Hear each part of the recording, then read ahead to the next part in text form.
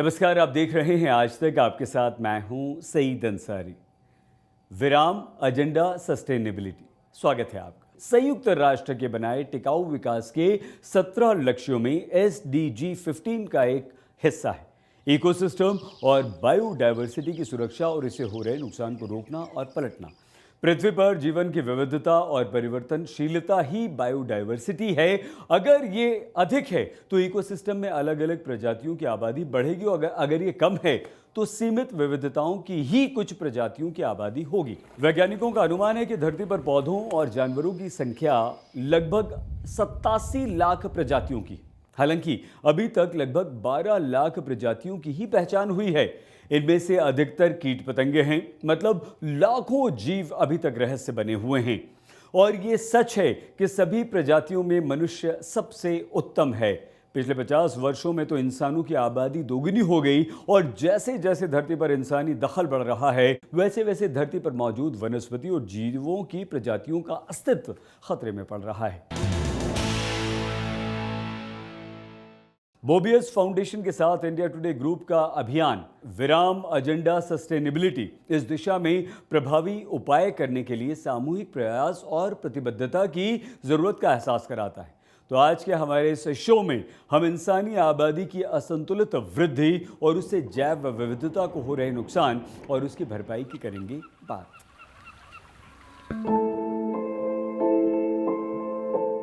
दशकों पहले जैव विविधता की सदियों पुरानी जो कड़ी टूट गई थी, विलुप्त हो गई थी, आज हमें उसे फिर से जोड़ने का मौका मिला है। आज भारत की धरती पर चीता लौट आए हैं।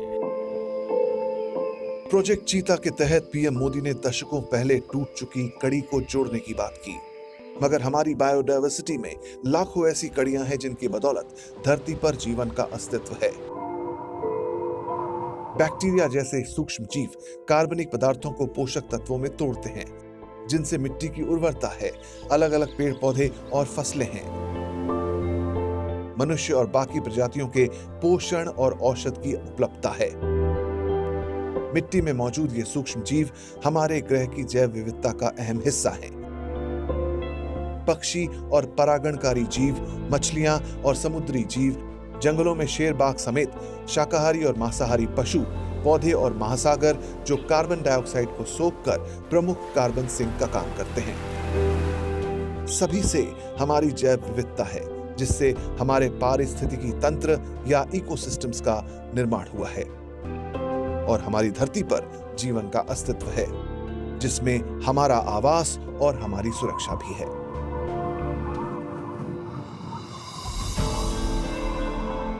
पेड़ धरती पर सूखे और बाढ़ की स्थितियों को रोकते हैं। कोरल रीफ और मैंग्रोव समुद्री तूफान से बचाव करते हैं। यही प्रकृति दुनिया भर में मनुष्यों के लिए महान आध्यात्मिक और सांस्कृतिक विरासत को समेटे है। बावजूद इसके आज मनुष्य अपनी तमाम गतिविधियों से इस जैव विविधता को नुकसान पहुंचाने पर आमादा है। इंसान अपने आवास, उद्योग और हर तरह के विकास के नाम पर जंगलों को काटता है, खेती में हानिकारक उर्वरकों का इस्तेमाल करता है। इन सब का जमीनी और समुद्री जीवन पर बुरा असर पड़ रहा है। Biodiversity is critical for ecosystem functioning. Human beings are part of biodiversity. If biodiversity is lost, human beings also become extinct. Intergovernmental Science Policy Platform on Biodiversity and Ecosystem Services की रिपोर्ट के मुताबिक जानवरों और पौधों की 10 लाख प्रजातियों पर विलुप्त होने का खतरा है। WWF की लिविंग प्लैनेट रिपोर्ट के अनुसार अनेक प्रजातियों की संख्या में 1970 और 2018 के बीच भारी गिरावट देखी गई है।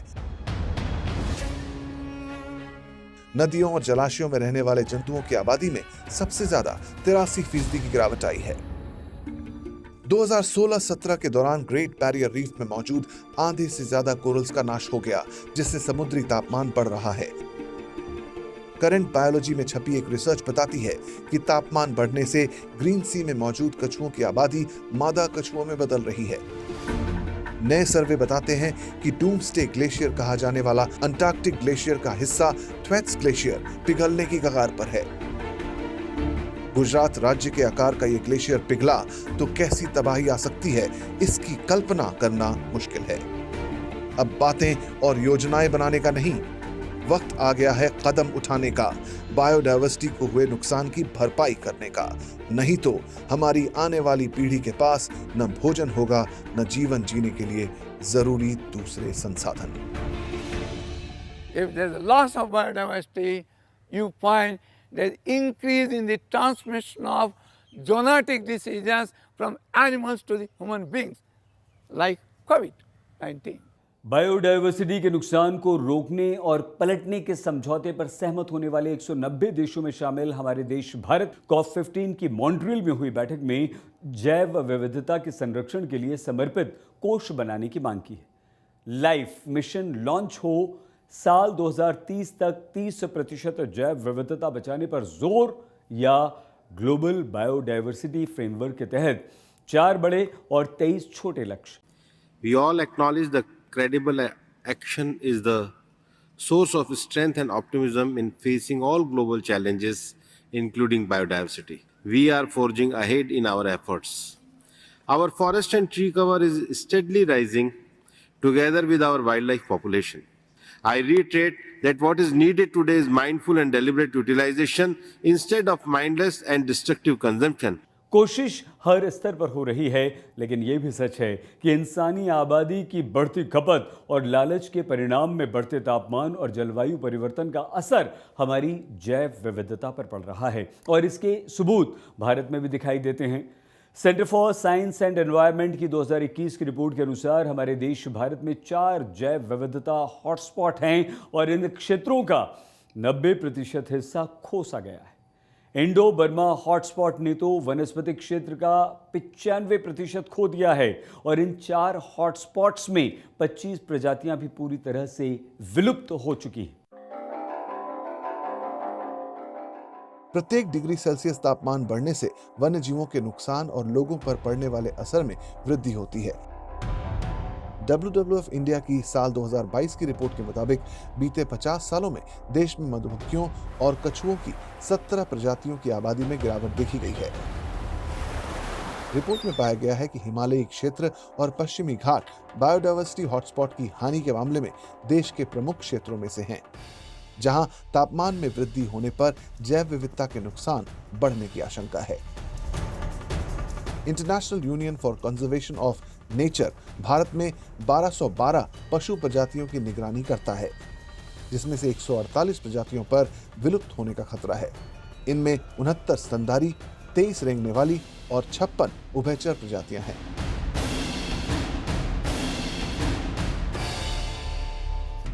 भारत में प्रतिवर्ष 0.13% की दर से मैंग्रोव की कटाई जारी है। तटीय इलाकों को समुद्री तूफानों से बचाने वाले सुंदरवन मैंग्रोव का 1985 के बाद से 137 किलोमीटर हिस्सा नष्ट हो चुका है। स्वच्छ और निर्मल धाराएं जीव जंतुओं के आवास का प्राकृतिक स्रोत हैं, लेकिन केवल 37% नदियां ही अब बची हैं जो 1000 किलोमीटर से अधिक लंबी हैं और मुक्त होकर बहती।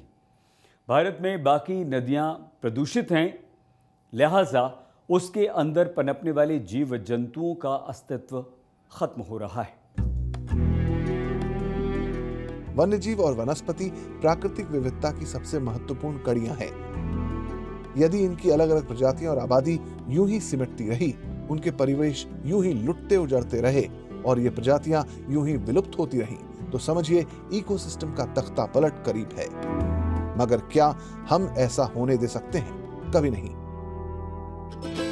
तभी तो भारत में प्रोजेक्ट चीता, प्रोजेक्ट टाइगर, प्रोजेक्ट एलिफेंट और एक सींग वाले राइनो और शेरों के संरक्षण जैसी कोशिशें जारी हैं। दिल्ली में गौरैया के लिए एक नया आवास बनाने में 1 दशक जरूर लग गया, लेकिन गढ़ी मांडू गांव में गौरैया ग्राम की स्थापना के बाद से इन स्पैरो का यहां चहकना लगातार जारी है। प्रयास निजी स्तर पर भी हुए हैं। 2017-18 में मुंबई के वकील और सामाजिक कार्यकर्ता अफरोज शाह ने 127 हफ्ते की मेहनत से स्थानीय मछुआरों के साथ मिलकर वर्सोवा समुद्र तट से 4500 टन कचरा हटाया, जिससे 20 साल बाद मुंबई की तटरेखा पर कछुओं की वापसी संभव हो पाई। ये क्लीन अप जो है एक पार्ट है ये काम का। दुनिया में जो UN SDGs हैं, अलग अलग गोल हैं, उसमें लाइफ अंडर वाटर भी है। तो ये समुंदर में जो प्लास्टिक जा रहा है नदियों, लेक, रिवर में, ये बहुत बड़ा प्रॉब्लम क्रिएट किया है। चेक्स फाड़ना बहुत आसान है लोगों के लिए। लोग बोलते हैं मैं पुण्य का काम करूँगा या I will help mother nature, I will help, I will tear cheques. That's the easiest thing to do, but to get involved by giving your effort and your time is what is required. इसी तरह से बीकानेर के डूंगरगढ़ के तौलियासर गांव में गणेश राजपुरोहित ने पक्षियों के लिए एक 11 मंजिला बर्ड अपार्टमेंट बनवाया है, जिसमें एक बार में 1100 पक्षियों के लिए दाने, आराम करने और नहाने के लिए स्विमिंग पूल की व्यवस्था होगी। उनका मानना है कि पक्षियों को भी इंसानों की तरह जीने और रहने का हक है। हम घायल कबूतरों को घर लेके आते थे, उनका संरक्षण करते थे। फिर दिमाग में आई कि हम यहाँ पर क्यों नहीं यहीं पे संरक्षण किया जाए इनका सबका। कम से कम 8-10 हज़ार कबूतर यहाँ पर निवास करेंगे। साफ है कि वन्य जीवों और उनके प्राकृतिक परिवेश की सुरक्षा और विस्तार हमारे सामाजिक आर्थिक विकास योजनाओं के केंद्र में हों, तभी हम अपने अक्षय विकास के रास्ते पर आगे बढ़ सकेंगे। समय एक बहुत छोटे से विराम का है। ब्रेक के बाद हम बात करेंगे बायोडायवर्सिटी को हो रहे नुकसानों की भरपाई के उपायों की। आप देखते रहिए विराम, एजेंडा सस्टेनेबिलिटी।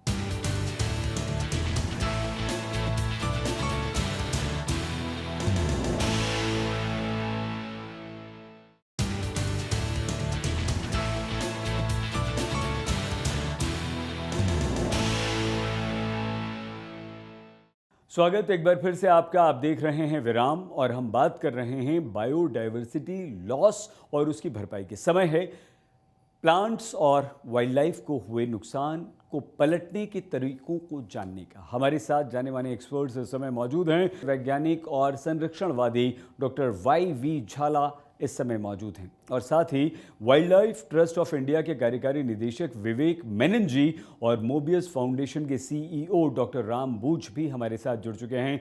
आप सभी का हमारे शो पर बहुत स्वागत है। सबसे पहले डॉक्टर राम बूझ, आपके पास हम आना चाहते हैं। आपसे जानना चाहेंगे सर, इंसानों की अधिक जनसंख्या जैव विविधता की हानि से कैसे डॉक्टर बूझ संबंधित है? जैव विविधता, धरती पर जितने जीव हैं, चाहे बड़ा से बड़ा हो, वेल, हाथी या शेर, चीते, मानव सहित और जितने सूक्ष्म जीवी हैं, सबको मिलाकर बना है। और दुर्भाग्य ये है कि इसमें जो मानवों की आबादी बेतहाशा बढ़ रही है और आबादी के साथ साथ जो प्रकृति का दोहन है वो भी बढ़ रहा है। एक तो अति दोहन हो रहा है, दूसरे जिसको हम कहते हैं भूमि का उपयोग जो है, जिसको अंग्रेज़ी में लैंड यूज़ और लैंड कवर चेंज, ये दोनों ज़मीन और समुद्र दोनों जगहों पर हो रहा है। क्लाइमेट चेंज है, जलवायु परिवर्तन जिसकी वजह से हो रहा है। तो ये सारे कारण आदमी जो मानव है, मानव की आबादी बढ़ती हुई, उसके लिए जिम्मेदार है। लेकिन इसके महत्व को अगर हम नज़रअंदाज करते हैं तो शायद जितनी भी हमारी जो विकास है, हमारा स्वास्थ्य है, हमारी खाद्य प्रणाली जो फूड सिस्टम है, रोटी, कपड़ा, मकान, ये तीनों इसी पर निर्भर है। बिल्कुल ठीक आपने कहा डॉक्टर बूझ, और हमें ये बात समझ में भी आती है। डॉक्टर झाला कहते हैं कि जैव विविधता के दो सबसे बड़े दुश्मन होते हैं सर, पहला अति जनसंख्या और दूसरा इंसानी लालच। डॉक्टर झाला, आप क्या कहेंगे इस पर? ये दोनों बहुत आवश्यक है, दोनों बहुत सत्य है। जब हमारी प्रजाति इस धरती पर आई करीबन 20 लाख साल पहले, वो संतुलन से पृथ्वी पर जी रही थी। पर 40,000 साल पहले मनुष्य ने आग का इस्तेमाल कैसे करते हैं वो सीख लिया और इससे अपनी जो वातावरण है उसको बदलना शुरू कर दिया, अपने लिए अनुकूल बनाने के लिए और बाकी प्रजातियों के लिए मुश्किल बनाने के लिए। इसकी वजह से जैसे कि 65 मिलियन ईयर्स अगो जब डायनासोर्स एक्सटिंक्ट हुए हैं, तब एक तारा हमारे साथ में अथड़ाया था, दुनिया के साथ में, पृथ्वी के साथ में। परंतु अभी हमारे कार्य से ही ये पूरी परिवर्तन हो रहा है मनुष्य के कारण। तो इस एरा को साइंटिस्ट ने एंथ्रोपोसीन करके नाम दिया हुआ है, जिसके अंदर 6th मास एक्सटिंक्शन हो रहा है। करीबन 100 से 150 प्रजातियां हर रोज़ नष्ट हो रही है। तो ये जो ग्रीड हैं उसको संतुलन में रखने का बहुत आवश्यक है। आबादी और ग्रीड दोनों मिलके हमारी बायोडाइवर्सिटी का नाश कर रही है। बहुत धन्यवाद डॉक्टर झाला, आपने वाकई जितनी जो बातें हमें बताई हैं वो आंखें खोल देने वाली हैं। विवेक जी, आज हम प्रोजेक्ट चीता की सफलता की बात करते हैं। किन स्थिति में चीता हमारे देश से विलुप्त हुआ, क्या अब वो स्थिति चीतों के लिए उपयुक्त है? क्योंकि हमने मई के दूसरे हफ्ते में विवेक जी देखा कि तीसरे चीते की मौत हो गई और इस मौत से हम सभी दुखी हुए हैं। देखिए, चीता जो है एक ऐसी प्रजाति है जो भारत में हमारे लार्ज मैमल्स में से सिर्फ एक ही लार्ज मैमल है जो पिछले 100 सालों में यहाँ से लुप्त हुआ है। वो है चीता, जो वो भी मनुष्य की वजह से हमने इसके शिकार करके इसको ख़त्म कर दिया गया है। तो इसको वापस लाना एक गौरव की बात है और ये इकोलॉजिकली बिल्कुल सही है, इसमें कोई प्रॉब्लम नहीं है। हालांकि कुछ लोग कहते हैं कि ये बाहर के चीते हैं या अफ्रीकन चीते हैं, इसके जेनेटिक्स में इतना अंतर नहीं है। और जब एक जगह से एक प्रजाति बिल्कुल लुप्त हो जाती है तो इसको वापस लाना बिल्कुल ही सही है। जो आपने पूछा कि ये बिल्कुल आइडियल कंडीशंस है, आइडियल कंडीशंस तो कहीं विश्व में कोई प्रजाति के लिए नहीं है। तो जहाँ पे भी हम जितने भी थोड़ा बहुत कंडीशंस मिलता है जो सूटेबल हो, तो उसमें ये ऐसे प्रोजेक्ट हम शुरू करते हैं। ये भारत सरकार ने किया है, wild life trust of India ने इसका पहला प्लान बनाया था और सरकार को दिया था, और मेरे को ये बहुत खुशी की बात है कि इन्होंने किया है। ये बहुत ही लंबा प्रोजेक्ट है। कोई भी कंजर्वेशन का प्रोजेक्ट 10-20 साल में इसका सक्सेस हम देख पाएंगे।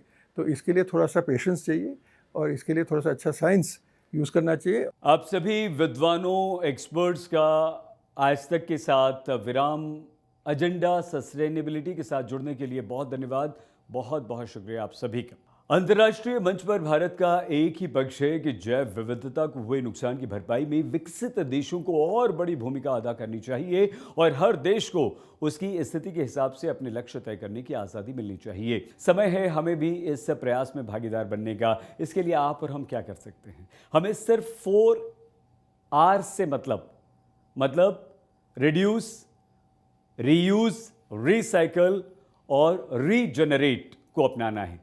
4R को हमें अपनाना है और अपनी भूमिका निभानी है। मतलब संसाधनों का उपयोग कम करना है, संसाधनों को दोबारा इस्तेमाल करने की आदत डालनी है, रिसाइकलिंग पर जोर देना है और संसाधनों को दोबारा उत्पन्न करने में सहयोग करना है। बस तो हम आशा करते हैं अपने अस्तित्व को बचाने के लिए हम सब इन 4R को अपनाएंगे। विराम एजेंडा सस्टेनेबिलिटी में हमारे साथ रहने के लिए आप सभी का बहुत बहुत धन्यवाद। अपना प्लीज़ बहुत ख्याल रखिएगा और देखते रहिए आज तक।